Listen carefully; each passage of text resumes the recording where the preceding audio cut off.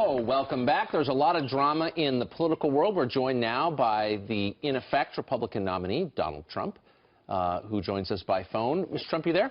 Good morning. Good morning. Good morning. So I want to run the latest poll numbers by you. This is the new Washington Post ABC News poll showing that you lead Hillary Clinton among registered voters by 2 points in the margin of error, 46 to 44. Do you expect to maintain that going forward for the next 5 months?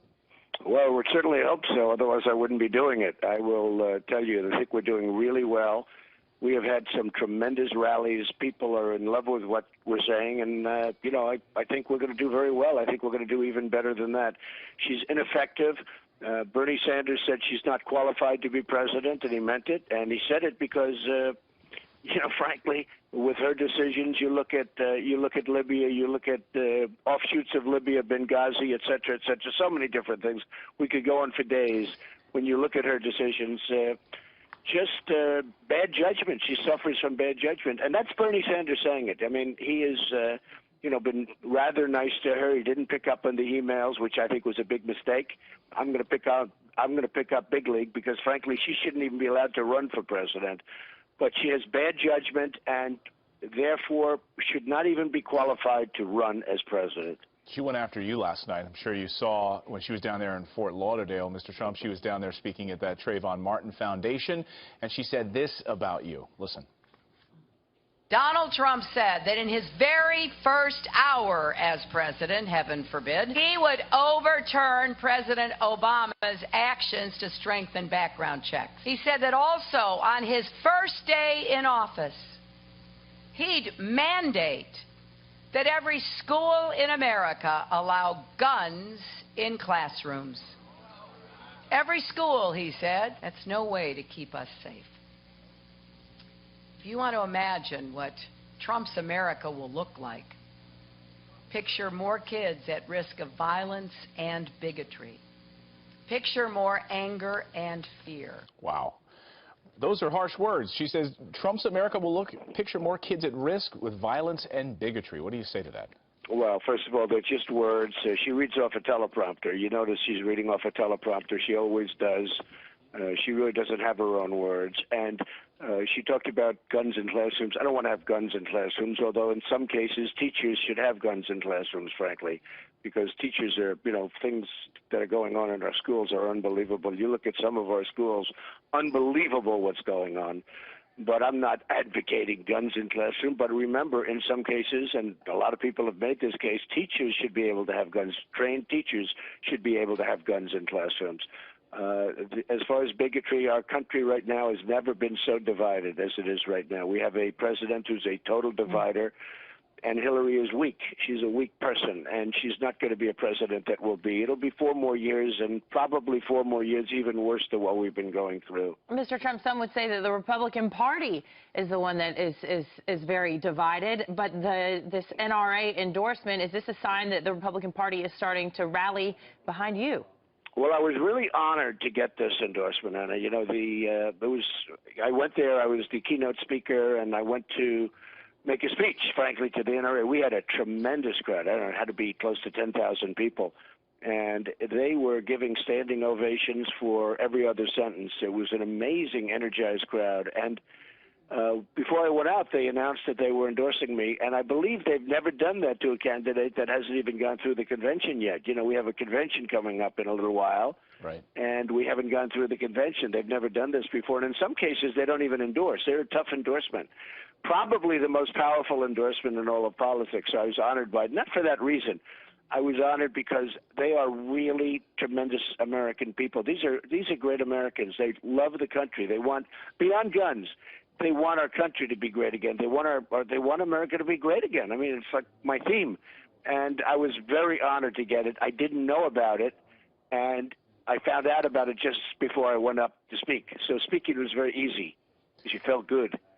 So I'm sure you read the New York Times this morning. It's your hometown paper. You're an avid fan, of course. They have a list of Republican donors, guys who've given millions in the past to Republican candidates, who say they're not supporting you. I'm sure you know all of them. Paul Singer's on there. The Ricketts family is on there. Under no circumstances, they say, are they giving you money. Do you care? What does this mean? for your No, I campaign? don't care at all. These are people that won't have access to the White House, and they understand that. They're not going to be able to tell me what to do like they do every other candidate. They endorse people like Jeb Bush. They would have had total control over Jeb. They would have had total control over many of the other people. Many of these candidates, as you know, endorsed me. Now, as far as the Ricketts family, I don't know the Ricketts family, but I do know Pete Ricketts, and he's the governor of Nebraska. And he endorsed me, and in fact, he introduced me at my speech when I was in Nebraska. And he's a great guy, by the way, really a good guy and a good governor, doing a really good job. So I don't know when they talk about the Ricketts family, they can't be talking about all of it because Pete endorsed me, the governor. Well, in this article, they point out that there's some contention. Well, let Donald Trump fund it himself. If he says he's a billionaire, then let him fund it himself. Bernie Sanders also taking you to task on whether or not you're a billionaire. Listen to Bernie Sanders. I want you to respond. The American people also understand that Donald Trump cannot and will not ever become president of the United States.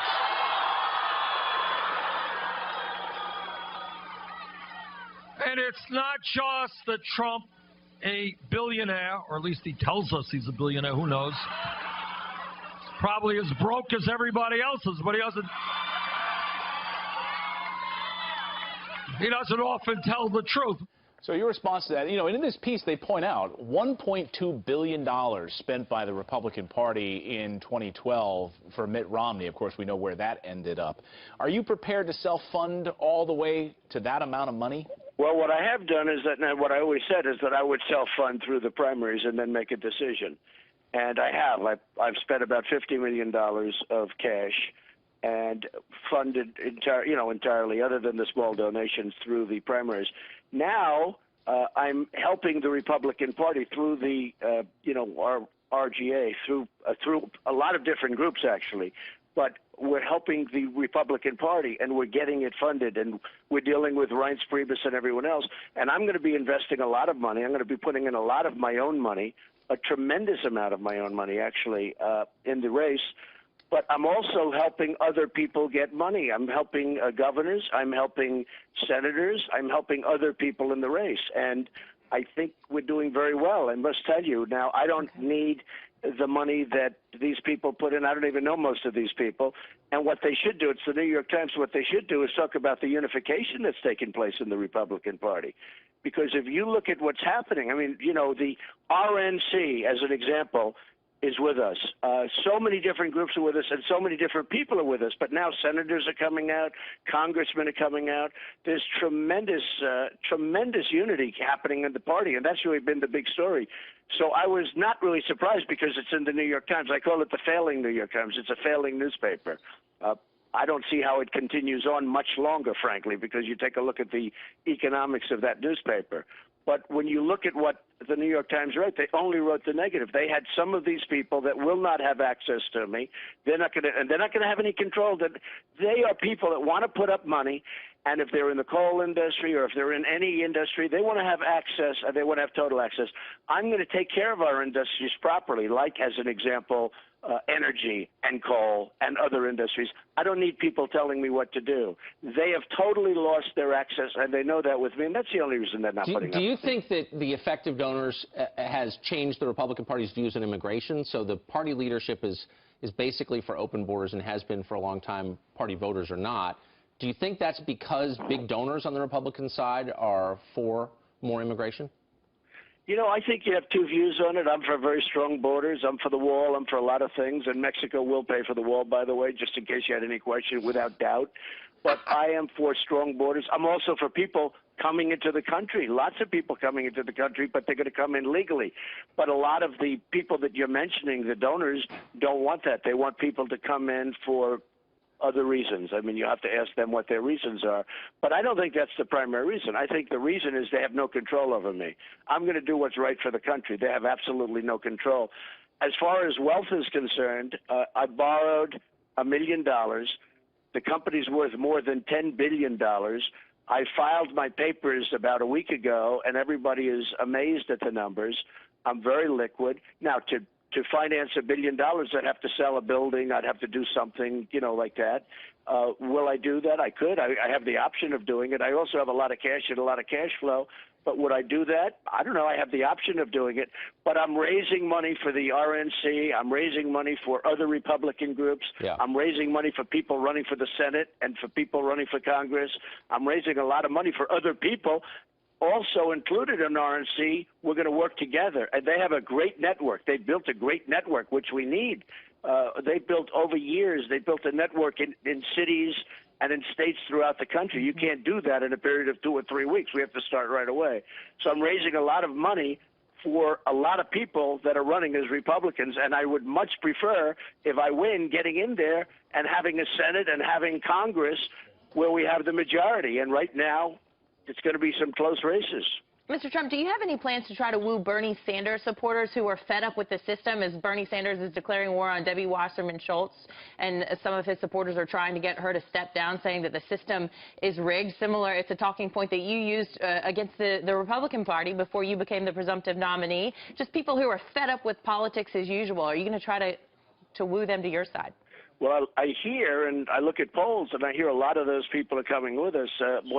What I saw as a poll, I think it said 38% or something thereabouts in West Virginia, that if Hillary ran in West Virginia, as an example, I would get 38% of the people, that Bernie Sanders people would come with us.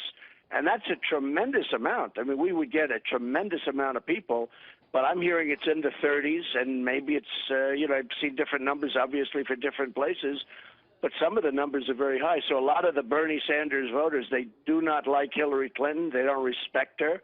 They think she's Crooked Hillary, as I call her. She is Crooked Hillary. You just have to look at her record.